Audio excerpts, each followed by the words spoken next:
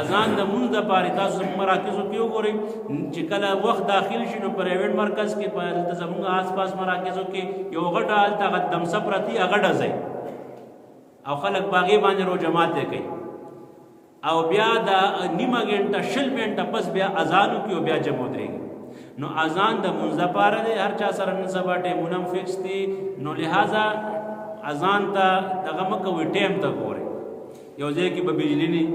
یو ځای کې به سسټم خراب وي یو ځای کې به شل مسلې وي میک به خراب وي نو لہذا دلته کې دغه شته دی نه ټول شارټ سکرین وباسئ دغه ته وباسئ تصویران ځان سره کې کور کې هم راز وړاندې کوي نو ټایم ته ګورئ روزانه یو منټ څه کېږي زیاتوالی راځي د پشمني د طرفه څه کېږي یو منټ راکمیږي که نه جي او د روژه ماتي ټایم کې یو منټ زیاتېږي نو لہذا دې ته خیال کوئ کم از کم 15 منټه د هغې نه مخکې احتیاطاً روژه دا بندول پکار دی نو د سحرې یعنې د روژې نیو نیت څه دی وبصوم غد نویت من شهر رمضان وبصوم غد